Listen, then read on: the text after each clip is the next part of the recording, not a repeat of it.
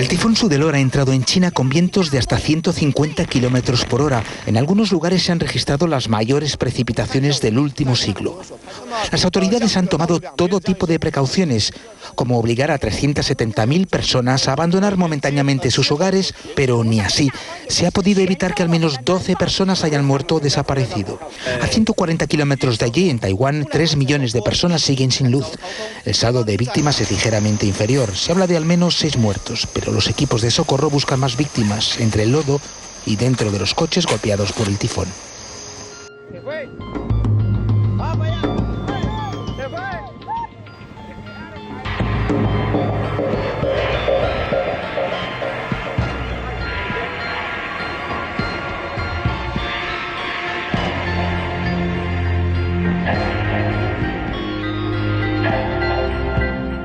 3 argentinos han muerto y varios miles se han visto afectados por las inundaciones registradas como consecuencia de un temporal al sur del país.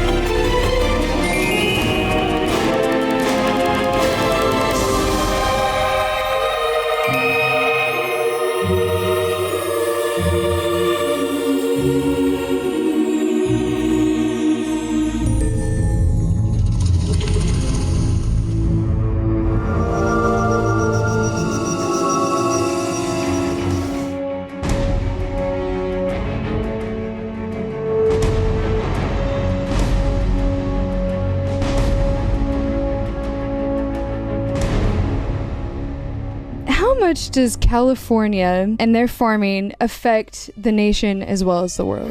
When I was in college, I was really proud to be part of an industry that fed the world. There's nothing more essential. There's no more essential industry than food. You can live without everything else. You can live without oil.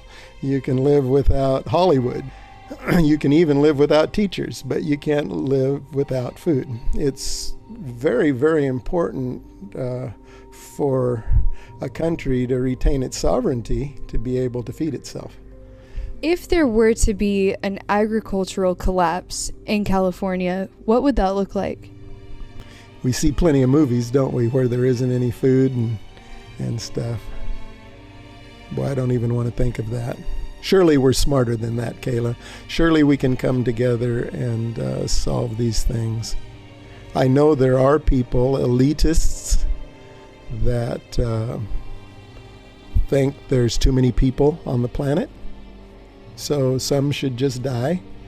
There's elitists that think we shouldn't be farming. They don't feel a connection to every man.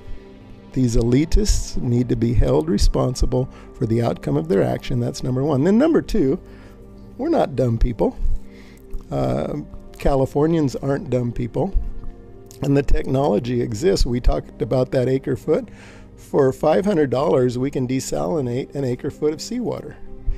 80% of Californians live within 50 miles of the ocean. For a fourth the cost of this train we're building, we could produce more water. Farmers would be happy to pay for it. People whose lawns are drying up. We don't need to be treated like dogs, being thrown bones by these elitists. Here, you peasants, you fight over this because there's only this much. That isn't the way Californians are. That isn't the way Americans are. Every single human on this planet to survive needs shelter, water, and food. And love. We'll put the love in there too. Do you believe that we could be seeing the crippling of an American empire? Whether intentional or just because we're not responding to what is going on here and now? Yes, I do believe it is intentional. At the top, with those elitists, when you get into their enclave, they want agriculture to stop in California. They'll never admit it in public, but I've been in their private groups, and that is how they feel amongst themselves. And these people wield a lot of power. How insane is that? What civilized country in the history of the world, Kayla, has ever knowingly destroyed its own food source? Where has that ever happened? If you watch the Israel Project, Israel, Australia, countries with a lot less water than we have are doing it. Israel now has more water than they know what to do with, and they're much drier than we are. So surely we're intelligent enough to work together to hold these elitists accountable for the outcome of their actions.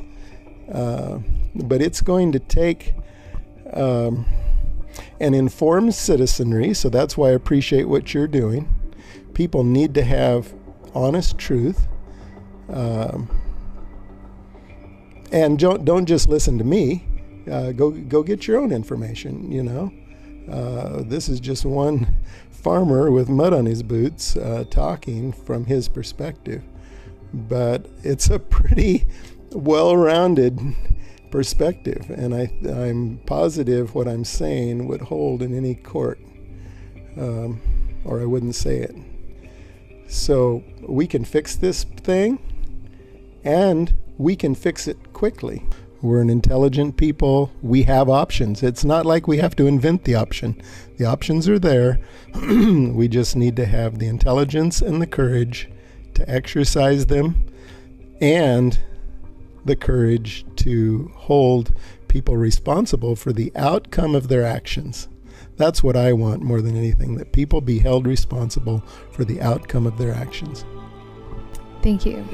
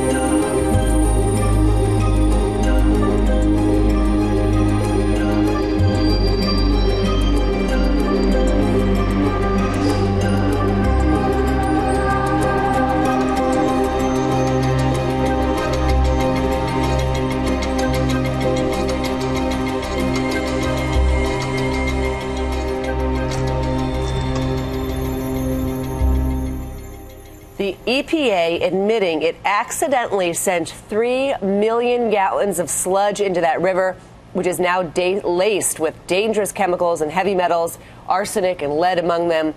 This is a major, major problem. And the reason why is because of these heavy metals that were in the sludge, things like cadmium and arsenic and lead and mercury.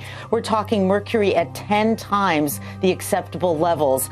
Arsenic 800 times. Lead, there was a reading that was 11,000 times what's considered an acceptable level by the EPA. Now, these toxic metals, they can cause cancer, they can cause kidney problems, they can cause developmental problems in children.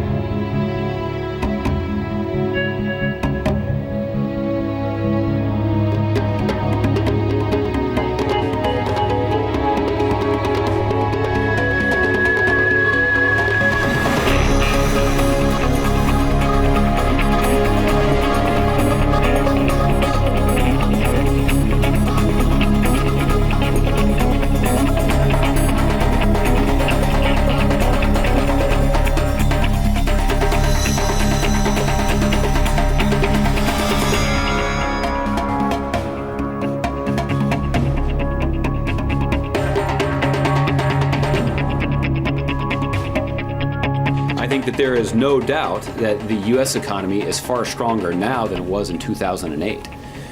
What I would encourage people to evaluate is the ongoing strength and resilience of the U.S. economy.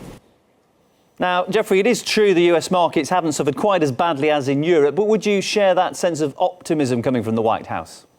I'm not sure that's entirely correct, that it's sounder today than it was in 2008, but I don't think there's any reason for a panic. I mean, the problem with panic in the US is that it always results in terrible policies. I mean, all day today you've got crazy people running around blaming everything except the real problem. They blame China, they blame the existence of trade itself. We've got a lot of demagogues on the loose who are going to try to use this very normal expected market correction to try to fundamentally upset the economic order of the world. And I think that's what's mostly dangerous about it. So how dependent is the American financial market on what happens in Asia and Europe? Well, I think it's fairly dependent, and there's a reverse effect here too. I mean, the dollar is the world reserve currency. After 2008, the Fed couldn't stop creating new money, trillions of new money, and that money is now all over the world. It's propped up the U.S. banking system. We've held interest rates down to zero for 7 years.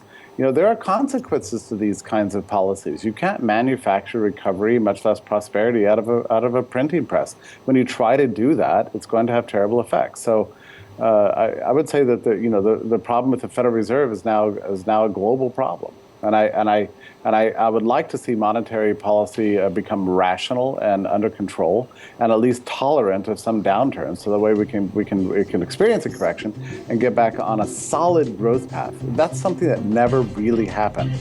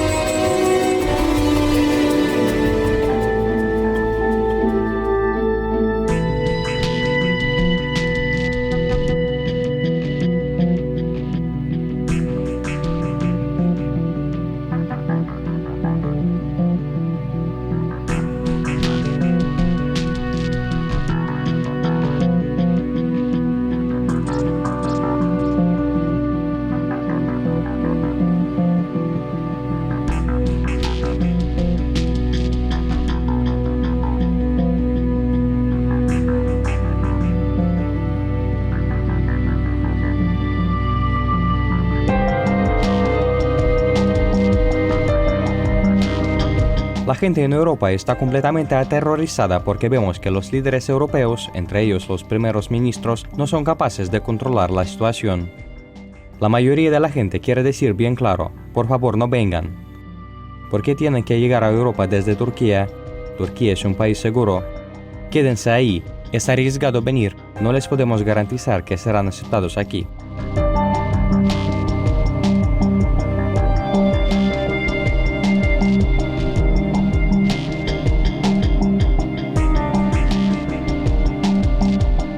there is also the causality.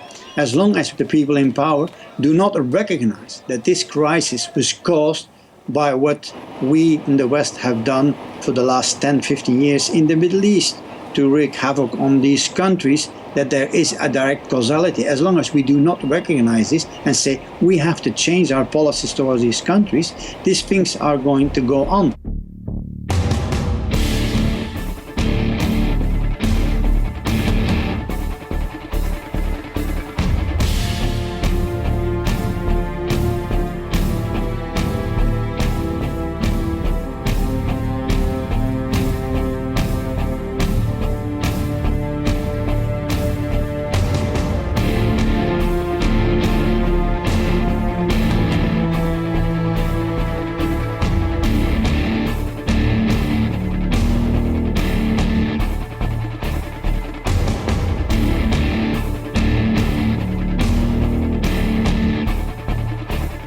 Wir müssen etwas dafür tun, damit die Menschen dort bleiben können, wo sie geboren sind, in ihrer Heimat. Das ist aber nicht unsere Politik. Wir, die NATO, die Europäische Union, betreiben buchstäblich, absichtlich eine Unsicherheitspolitik in vielen Ländern der Welt. Wir schaffen tatsächlich dort, wo wir nicht ganz schnell eine uns genehme Regierung einsetzen können, durch den sogenannten Regime Change, schaffen wir lieber eine Chaoszone, und das können wir eben beobachten durch den sogenannten arabischen Frühling. Dass die Flüchtlingszahlen so steigern, das nenne ich Chaosmanagement unserer Regierung. So große Flüchtlingszahlen wie jetzt, ich spreche von einer 250 Millionen Menschen, die allein in diesem Jahr nach Europa drängen sollen, das kann nur gehen, wenn das heimlich von den Regierungen unterstützt wird. Es soll ja Unruhe geschaffen werden in Deutschland, die man dann unterdrücken kann, und dann kann man wieder demokratische Rechte abschaffen, und darum geht es hier in den letzten 20 Jahren ja insgesamt.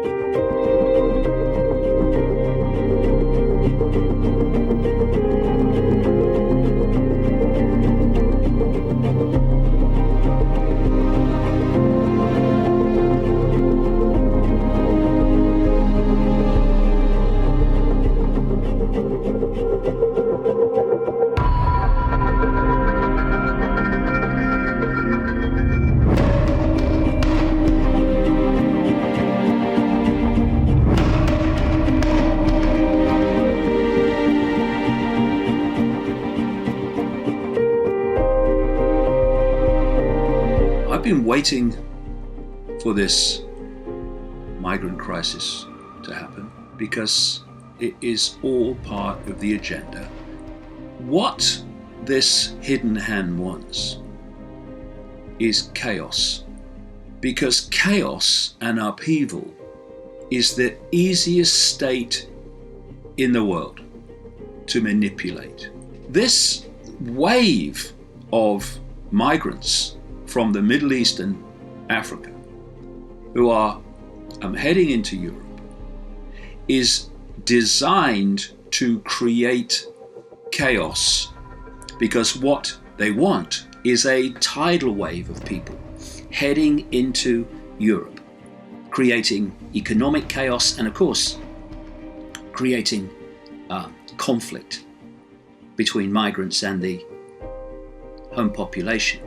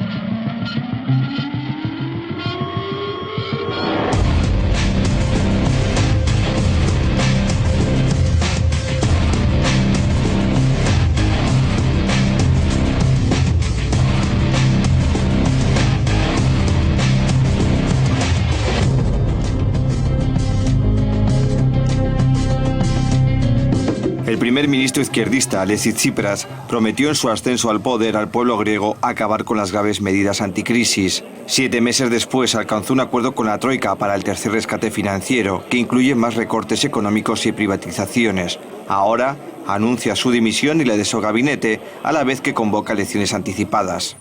Yo creo que básicamente lo que se ha encontrado Tsipras es una gran presión que se ha convertido en un auténtico chantaje. Hay que tener en cuenta esa presión que conllevaba, por ejemplo, el tema del juego que realizó el Banco Central Europeo con la liquidez de emergencia, ¿no?, que ponía a los bancos griegos en una situación absolutamente ante el abismo.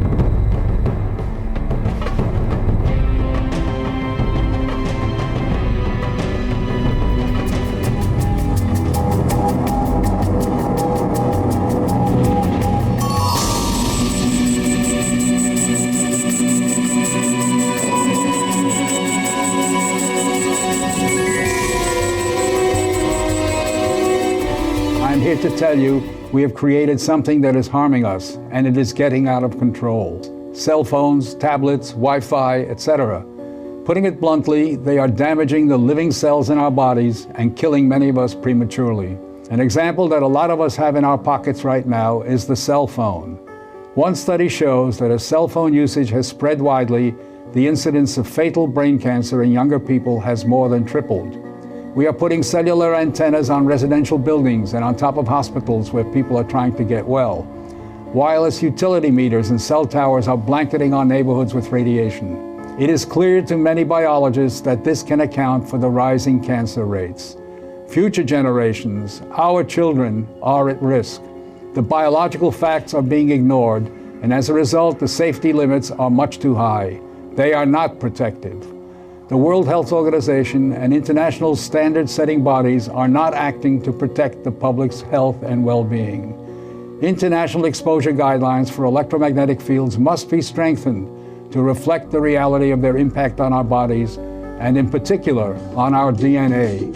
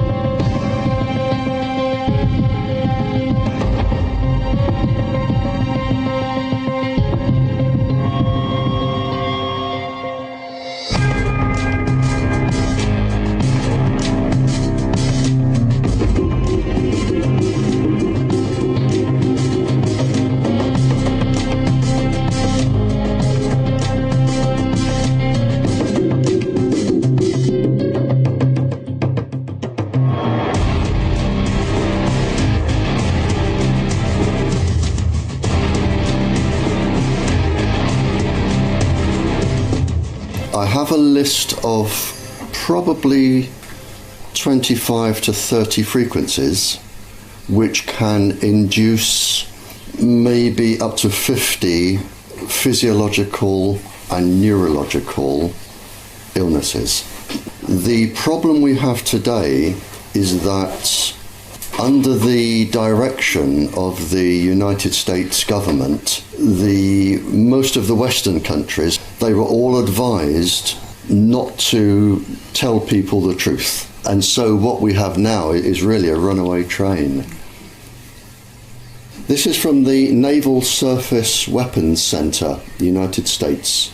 We can change behavior of cells, tissues, whole organisms, in other words, any part of the body. We can have a 6 times higher fetal mortality rate, cause birth defects, and induce malignant tumours in human cells. Today, even now, Tetra is an experiment. It was between the American and the English governments that forced Tetra out. The aim is to sell Tetra to as many European countries as possible. But that is an experiment. Every police officer, every fire brigade, every ambulance worker, they are all part of the experiment, but they were never told. It has a pulse frequency which is known to cause calcium efflux. In other words, the pulse frequency will affect the way your brain works, and it will affect every organ in the body and can cause tumours. The police will become more bad-tempered, more aggressive, and more violent. There will be more cancers involving the police, and the sickness rate will increase. It's phenomenal what this industry now has the power to do. You can listen to every single person's conversation all of the time, even if your phone is off.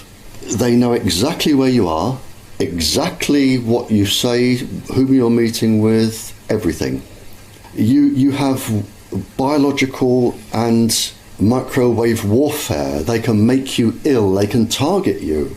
Not only can they make sounds in your ears, they can actually put spoken word into your ears and you can hear proper voices. And now the voice, depending on what they know about you, I mean, and if they've listened to your telephone calls for years, they will know who you trust and what you believe in. And then what they can do is they can then have the voice start telling you what to do. Even commit a crime, kill somebody. Think of a trampoline. If you jump on a trampoline and you bounce up and down and you get a nice steady bounce, that will be your natural resonant frequency for a bounce. If a 56-stone man jumps on and starts bouncing, you have no choice but to bounce at his pace because he will take over. Now that's what happens in the body. Your organs have their own resonant frequencies which can be taken over. All of your body pulses and fluctuates at its own speed. What you have with these vibrations is when they come in, it's like the 56-stone man jumping on your trampoline. Your body has to follow. You have no choices, nothing you can do to stop it. You've got HAARP, H-A-A-R-P. I believe there is a similar device in the Soviet Union. We've got one on Cyprus. There's probably one in China. And with HAARP, you can just beam microwaves anywhere in the world. And you can target specific houses. You can target entire countries. So we're getting to a phase now where we can literally destroy the planet. A scientist asked to see me, and he said, I've had a really bad problem, Barry. He said, I've just done an experiment for the government. He said, I was asked to test the heart and the brain against the tetra wave frequency. And he said to me, how long would it take you to do that experiment? And I said, well, 10 years.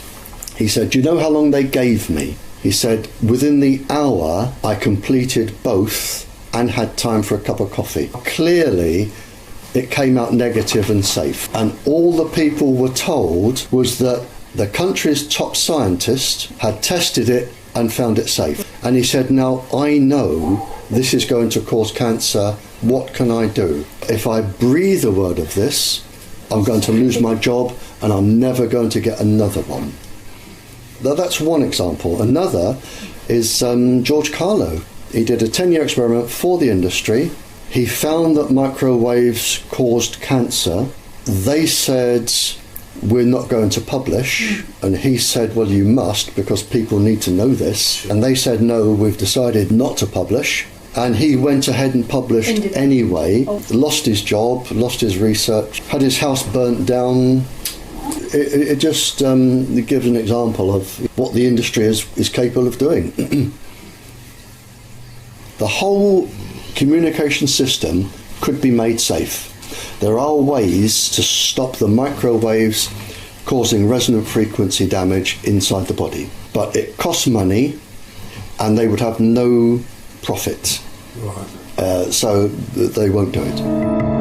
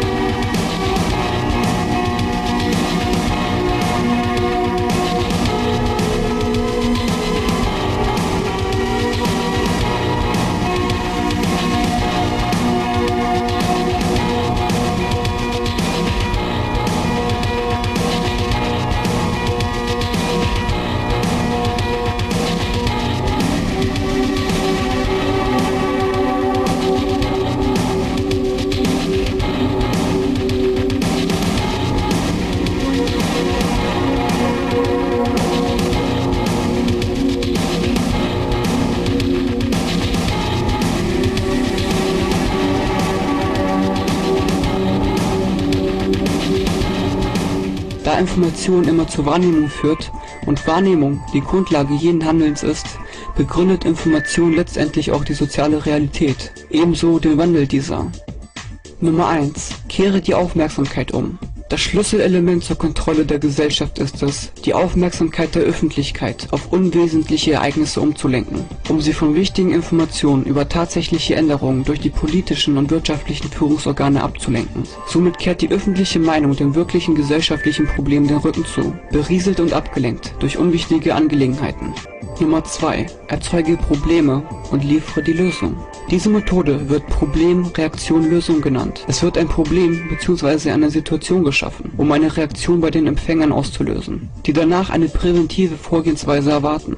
Verbreite Gewalt oder zettle blutige Angriffe an, damit die Gesellschaft eine Verschärfung der Rechtsnormen und Gesetze auf Kosten der eigenen Freiheit akzeptiert. Oder kreiere eine Wirtschaftskrise, um eine radikale Beschneidung der Grundrechte und die Demontierung der Sozialdienstleistung zu rechtfertigen. Nummer 3. Stufe Änderung ab. Verschiebe die Grenzen von Änderungen stufenweise, Schritt für Schritt, Jahr für Jahr. Nummer 4. Aufschub von Änderungen. Die folgende Möglichkeit auf Akzeptanz einer von der Gesellschaft ungewollten Änderung ist es, sie als schmerzhaftes Muss vorzustellen, damit die Gesellschaft es erlaubt, sie in Zukunft einzuführen. Es ist einfacher, zukünftige Opfer zu akzeptieren, als sich von ihnen sofort auszusetzen. Nummer 5. Sprich zur Masse wie zu kleinen Kindern. Die Mehrheit der Inhalte, die an die Öffentlichkeit gerichtet werden, werden durch Art und Weise der Verkündung missbraucht. Sie sind manipuliert durch Argumente oder sogar durch einen gönnerhaften Ton, den man normalerweise in einer Unterhaltung mit Kindern oder geistig behinderten Menschen verwendet. Nummer 6. Konzentriere dich auf Emotionen und nicht auf Reflexion.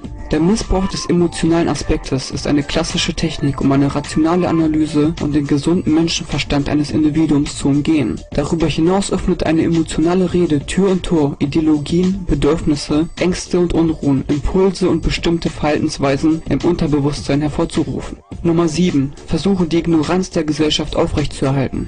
Die Masse soll nicht fähig sein, die Methoden und Kontrolltechniken zu erkennen. Bildung, die der gesellschaftlichen Unterschicht angeboten wird, soll so einfach wie möglich sein, damit das akademische Wissen für diese nicht begreifbar ist. Nummer 8. Entfache in der Bevölkerung den Gedanken, dass sie durchschnittlich sei. Erreiche, dass die Bürger zu glauben beginnen, dass es normal und zeitgemäß sei, dumm, vulgär und ungebildet zu sein. Nummer 9. Wandle Widerstand in das Gefühl schlechten Gewissens um. Erlaube es, dass die Gesellschaft denkt, dass sie aufgrund von zu wenig Intelligenz, Kompetenz oder Bemühungen die einzig Schuldigen ihres Nichterfolges sind. Das System wirkt also einer Rebellion der Bevölkerung entgegen, indem dem Bürger suggeriert wird, dass er an allem Übel schuld sei und mindert damit dessen Selbstwertgefühl. Dies führt zu Depression und Blockade weiteren Handelns. Ohne Handeln gibt es nämlich keine Revolution. Nummer 10. Lerne Menschen besser kennen, als sie es selbst tun. In den letzten 50 Jahren entstand durch den wissenschaftlichen Fortschritt eine Schlucht zwischen dem Wissen, welches der breiten Masse zur Verfügung steht, und jenem, das für die schmale Elite reserviert ist. Gegenwärtig kennt das System den Menschen, den einzelnen Bürger, besser als dieser sich selbst und verfügt somit über eine größere Kontrolle des Einzelnen.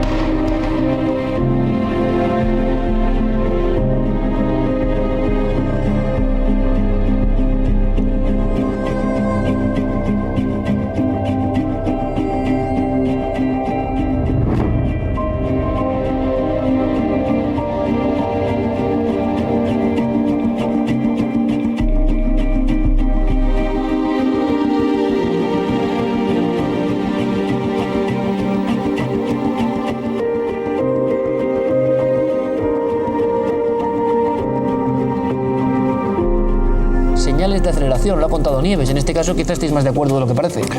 Completamente de acuerdo.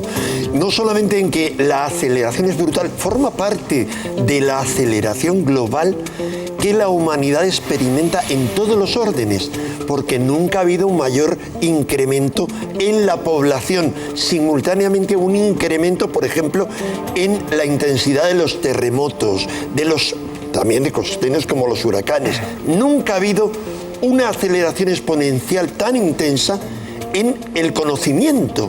Es decir, es absolutamente exponencial. Tenemos acceso a todo el conocimiento prácticamente de la humanidad, etcétera, etcétera. Lo fascinante es que esa aceleración y todo lo que está ocurriendo aquí simultáneamente, por lo poco que sabemos que está ocurriendo en el resto del sistema solar. Hay a su manera lo que podríamos llamar, porque algunos planetas se supone que no tienen atmósfera, hay cambios climáticos. Ha habido toda una aceleración de los cambios en el último siglo. Lo que yo creo es que estamos pasando por un proceso cósmico similar al que algunos científicos atribuyen las anteriores extinciones.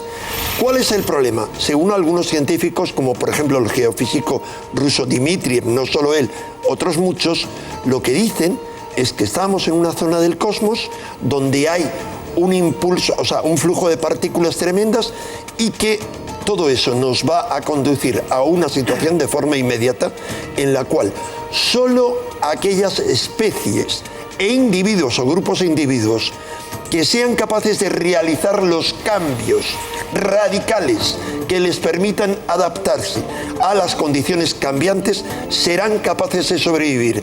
Y esto, traducido en términos humanos, significa o llevamos a cabo una revolución psíquica ya, es decir, o nos damos la vuelta y empezamos a actuar, a pensar, a sentir de otra manera y nos sentimos completamente hermanados con la Tierra, o nos caeremos por el abismo.